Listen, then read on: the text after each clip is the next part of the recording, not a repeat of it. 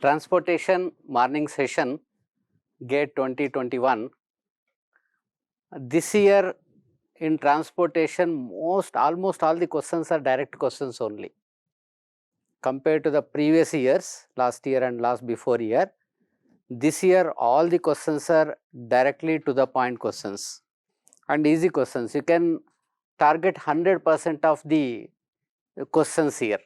GATE 2021, from transportation in the morning session, we got very good weightage from the subject. 9 marks came in the morning session, 9 marks out of 100, very good weightage, almost 9%, exactly 9%. 9% from a small subject is very good. And if you observe this 1 mark questions, there are 3 1 mark questions, 3 into 1, totally 3 marks came. And among these 1 mark questions, 2 multiple choice questions from vertical curves, 1 from super elevation came. And 1 numerical answer question came from the signals. Just Webster's method to calculate the optimum cycle length. A simple straightforward formula oriented question. Just with formula you can substitute in the formula and get the answer. Now coming to 2 marks, 3 questions came, 3 into 2, totally 6 marks from 2 marks category, and among them 2 numerical answer type of questions came, one from the speed studies of traffic and the other from airport. Another MCQ came from the capacity, again from the traffic, totally 9 marks. All the questions are simple, straightforward, with little fundamental and formula substitution, you can easily get the answer. Not critical questions at all. No critical question this year. Usually one question may come very critically from transportation, that too from traffic engineering. This year we got very easy questions, straightforward questions, totally 9% from transportation in the morning session.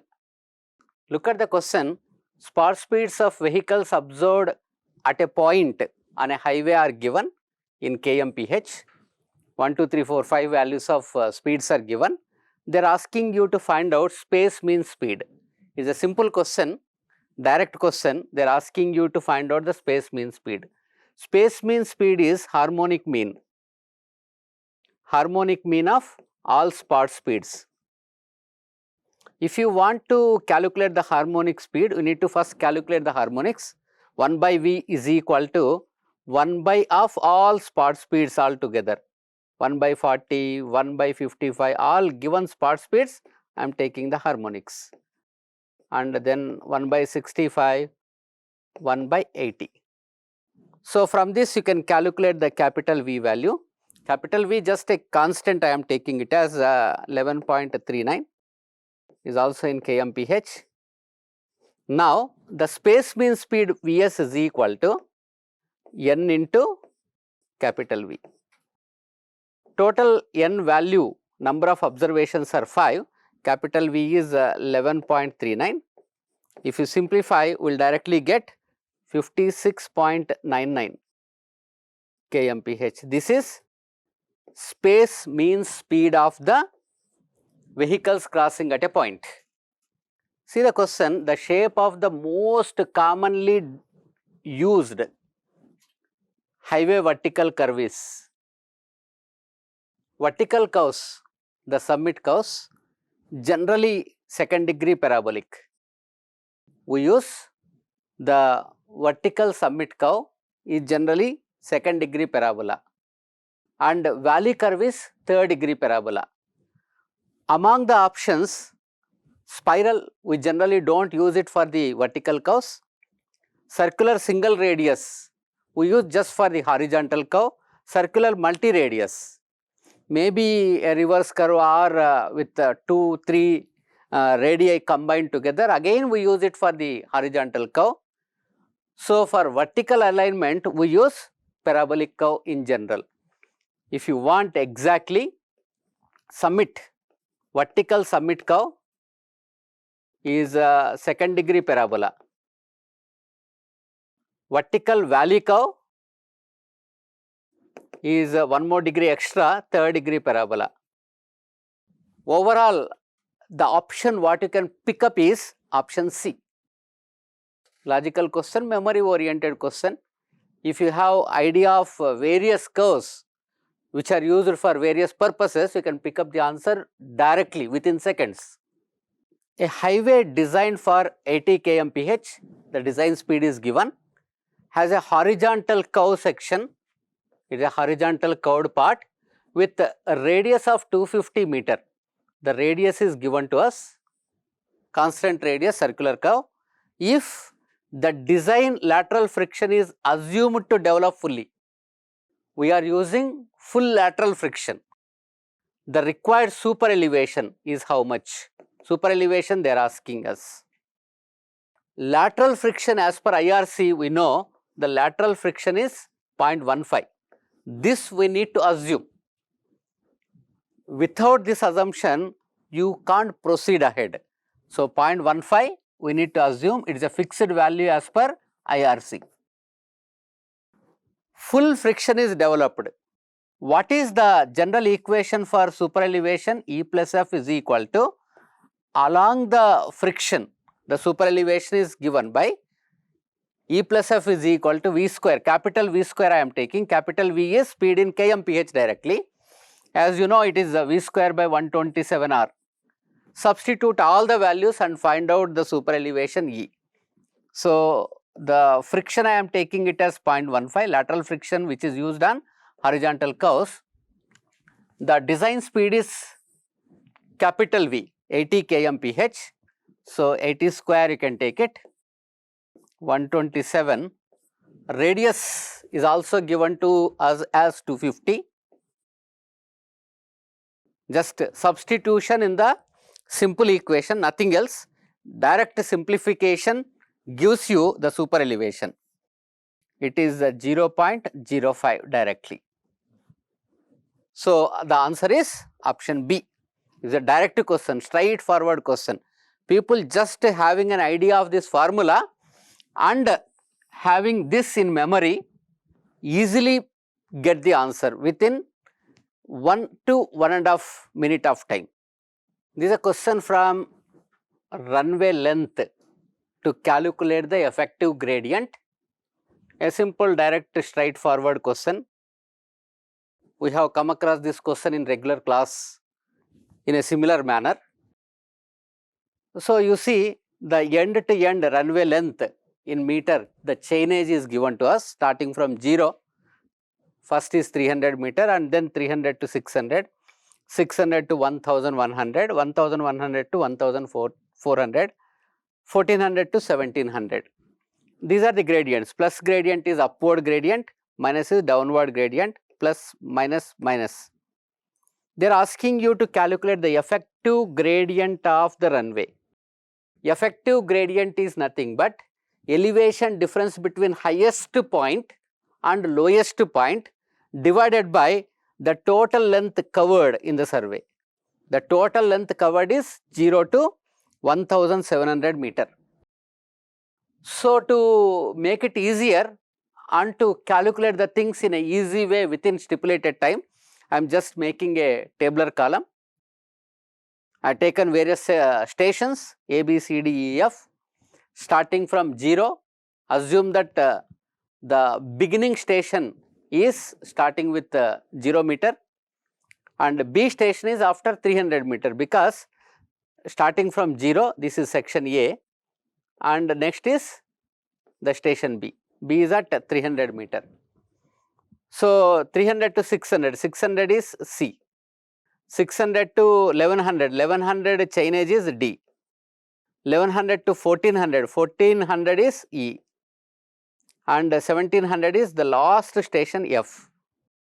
A to B is 300 meter length. That is what I have written. A to B length is 300 meter and B to C length is 300 to 600 is again 300 meter, that is I have given in the table, and C to D 500 meter length, you see. C to D 600 to 1100 is exactly 500 meter. Again D to E is 1100 to 1400 is 300 meter, 1400 to 700 is 300 meter. That is what I have given in the table.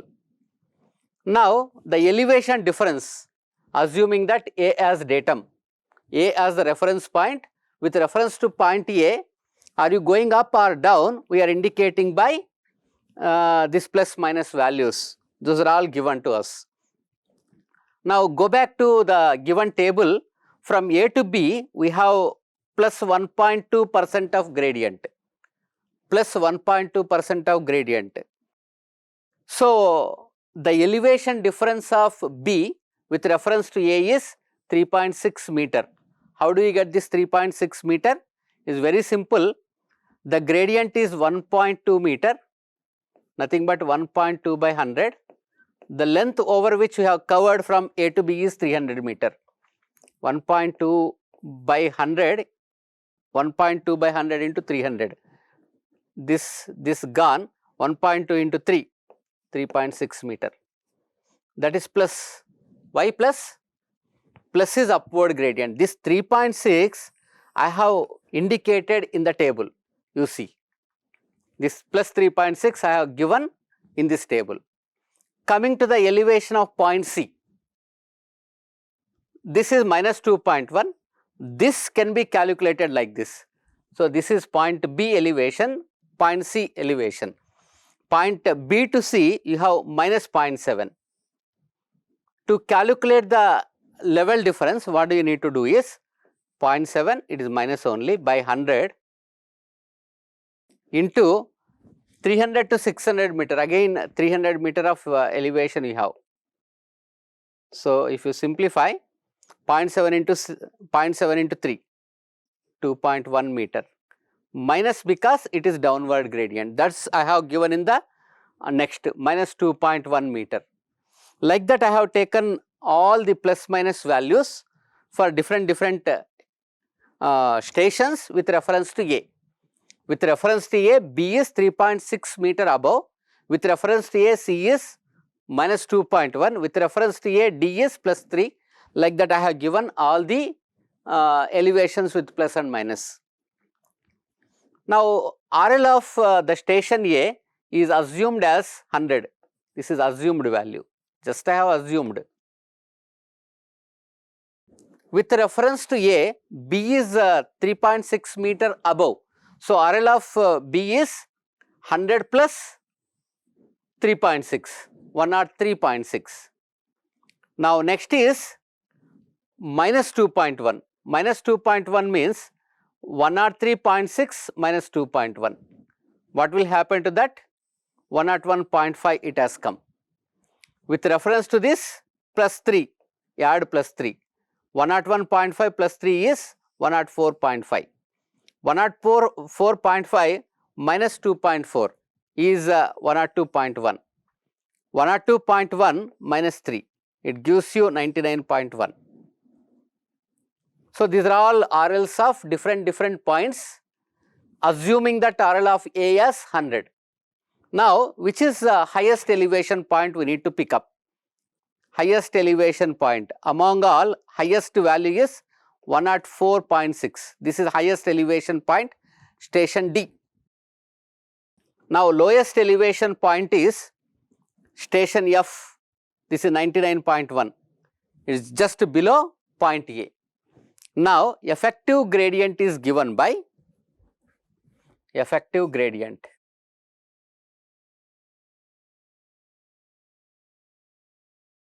Is given by elevation of highest point minus elevation of lowest point. Elevation of highest point is 104.5 minus elevation of lowest point is 99.1 divided by total length covered. What is the total length covered in the survey? 1700 meter. That I am dividing 1700. To convert into percentage, I am multiplying with 100. If you simplify this, we will get the percentage as 0.32%. This is effective gradient of the runway. highest elevation point minus lowest elevation point divided by total length. This is a routine question from Webster's method of signal design.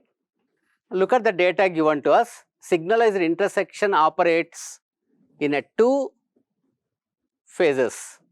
Number of phases are 2. It is a 2-phase fixed time signal. The last time is 3 seconds per phase. The last time is 3 seconds per phase given. So, total last time capital L is given by 2 into last time per phase.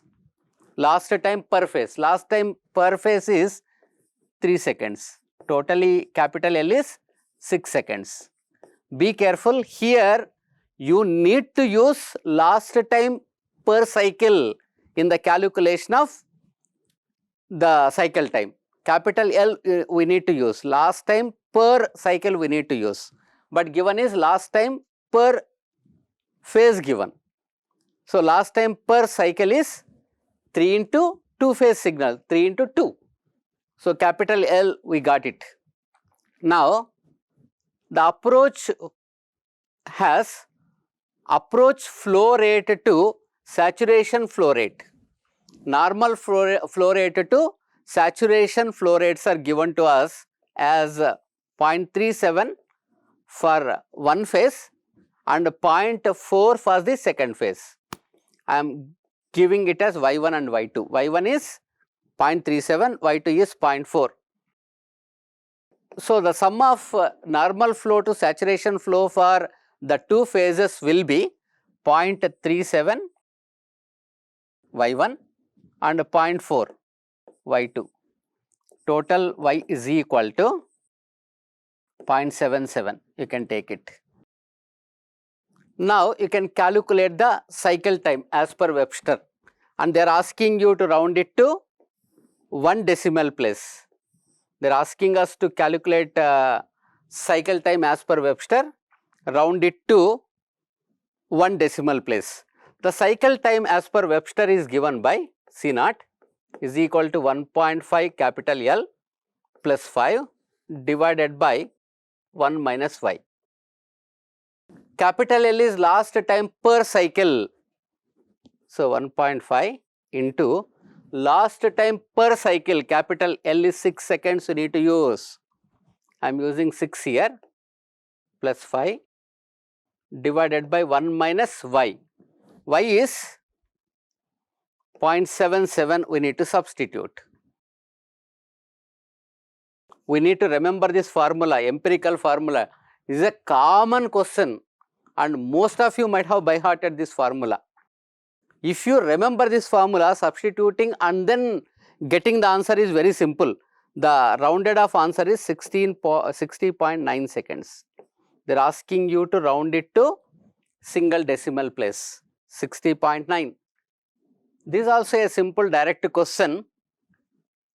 The speed density relationship of a traffic stream is given by speed u is equal to 70 minus 0.7 k, where u is speed in kmph and density k is in vehicle per kilometer is given. At the capacity condition, nothing but maximum flow condition, the average time headway they are asking you. At the capacity or the maximum flow condition, average time headway they are asking. Time headway is time gap between two successive vehicles, that is reciprocal of maximum traffic volume or maximum flow. Maximum flow is capacity. Actually, this equation is a linear speed density equation that you know. The relation between speed u and density k is linear, is a negative linear. This is called linear speed density equation, given by, proposed by Greenshield. You remember this? Even people with a slight peripheral preparation can also do this question. It is not a big issue. U is equal to 70 minus 0.7 k. U is equal to 70 minus 0.7 k. If you want maximum speed, Umax, maximum speed occurs where density is equal to 0. If k is equal to 0, U becomes Umax. So, if k is 0 means directly Umax is 70 kilometer per hour kmph at k is equal to 0. If you want k max, maximum density, it occurs at speed 0. Once you substitute speed is equal to 0, you get maximum density is k max. So, k max is equal to 70 by 0.7 at u0. Okay, we got maximum speed, maximum density. Now, as per linear speed density relation, Qmax is equal to Umax by 2, this relation you know, and Kmax by 2. Substitute everything. Umax is nothing but 70 by 2 and Kmax is nothing but 70 by 2 into 0.7. If you simplify, this Kmax will be 1750 vehicle per hour. This is a maximum flow, nothing but capacity based upon linear speed density relation. This is very simple calculation. They are asking you the time headway. They are asking you average time headway, nothing but average time gap between two successive vehicles which are crossing a section of road. If you want the time headway,